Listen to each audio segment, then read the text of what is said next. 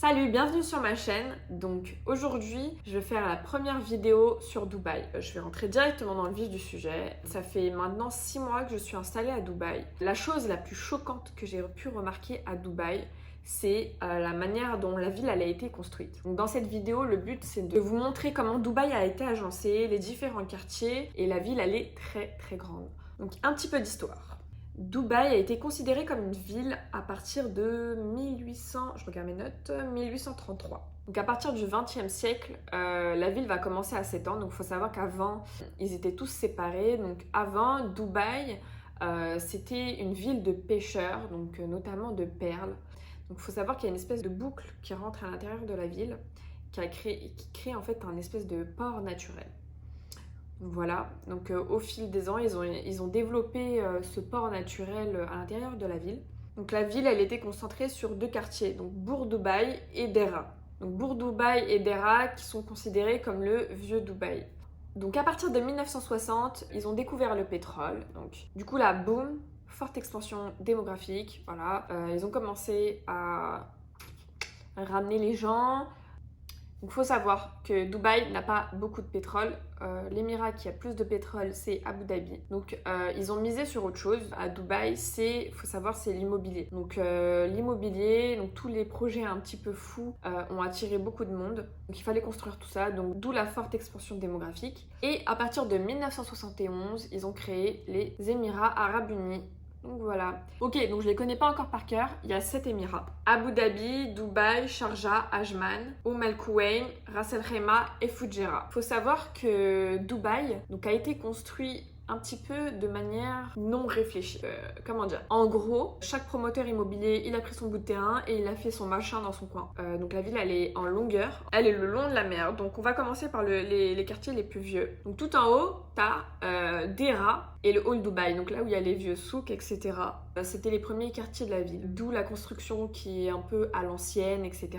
La plupart des musées historiques sont dans ces quartiers-là. On retrouve un petit peu cet aspect à l'ancienne, traditionnel de la ville. Donc l'aéroport, il est de l'autre côté de la bourg. On a de l'autre côté Bourg Dubaï, donc qui est aussi un des quartiers les plus vieux de Dubaï. Donc à côté de Bourg Dubaï, t'as Downtown, Business Bay et GIFC. Donc le quartier de Downtown, c'est là où tu vas trouver le Burj Khalifa, le Dubai Mall. Donc là-bas, tu peux te balader à pied, il y a une grande promenade, il y a tout plein de restaurants. Là-bas, c'est assez cool, tu peux tout faire à pied, t'es tranquille. Le quartier, il est vraiment très propre, il est très joli. Business Bay, il y a beaucoup d'entreprises, ainsi que GIFC, donc c'est le quartier des banques. Et de l'autre côté, du coup, de la principale route de Dubaï, donc Sheikh Zayed Road, il y a donc côté mer, il y a le quartier Jumeirah. Il y a que des villas là-bas. Tu vas retrouver dans le quartier Jumeirah la mer. Et tu vas retrouver la fameuse plage, la mer. Tu peux te balader le long de la plage.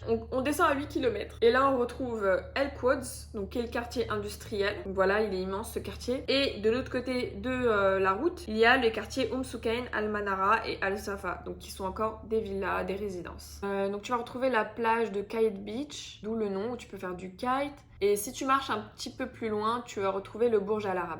Et à côté du Burj Al Arab, tu vas trouver Medina Jumeirah, où pareil, il y a des petits souks et il y a des restos surtout avec vue sur le Burj Al Arab, donc c'est très joli. On descend de 7 km et on retrouve les quartiers Al Barsha, c'est un quartier de résidence. De l'autre côté de l'autoroute, il y a El Soufou, donc pareil, quartier de villa. Il y a aussi la fameuse plage que j'aime beaucoup, la plage de El Soufou. Donc c'est vraiment la plage sauvage, hein, je dis bien sauvage entre guillemets, parce qu'il y a énormément de monde quand même quand il fait très beau. Il y a que la mer, donc pas de magasin, pas de restaurant ni quoi que ce soit. On descend de 5 km et on retrouve du côté des airs le quartier The Greens. Je suis pas encore allée dans ce quartier-là, mais on m'a dit que c'était vraiment le type de quartier résidentiel qu'on peut retrouver en Europe.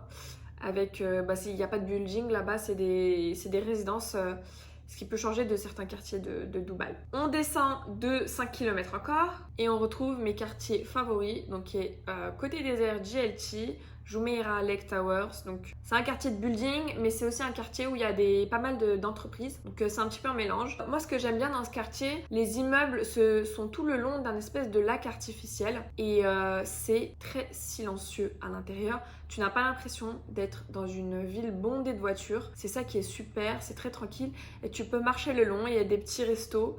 L'ambiance, elle est très cool. C'est totalement différent de Marina. L'ambiance n'est pas du tout pareille. Et ce quartier-là est vraiment pas mal. Et il y a des très bons restos que j'apprécie énormément. Parce que j'aime bien manger. Et de l'autre côté de la route, Sheikh Zayed Road, il y a mon quartier The Best. C'est Marina. Marina et JBR. Marina, c'est un quartier qui est très européen. Si j'ai choisi d'habiter vers Marina, c'est vraiment parce que c'est à 5 minutes de la plage et que je pouvais trouver tout ce qu'il me fallait. Marina, c'est un gros coup de cœur. C'est un quartier, tu trouves... T'as tout ce que tu veux, donc si tu veux aller au mall, il est juste à côté. Si tu veux aller manger dans un petit restaurant tranquille autour de la promenade, t'es juste à côté à pied. Si tu veux faire un tour le long de la plage, t'as juste à sortir à 5 minutes pareil. Donc voilà, tu peux tout faire à pied et tu peux te promener à pied. Et ça, c'est un des problèmes à Dubaï.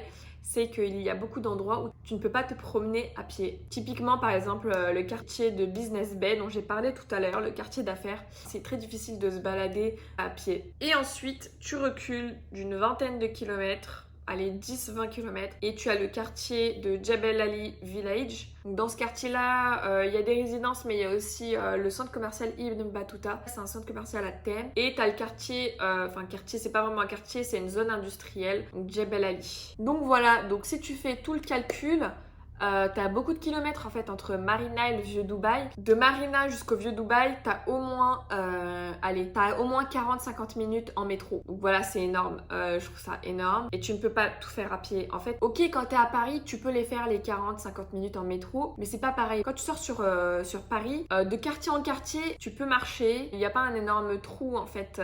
Ici, les quartiers sont vraiment très séparés et très distincts les uns des autres. Dubaï, minimum 40 kilomètres de longueur, minimum. Donc si tu viens à Dubaï et que tu veux visiter un maximum de choses, je peux que te conseiller de prendre une voiture quoi. Donc voilà, j'espère que cette vidéo t'a plu et va t'aider un jour si tu viens à Dubaï.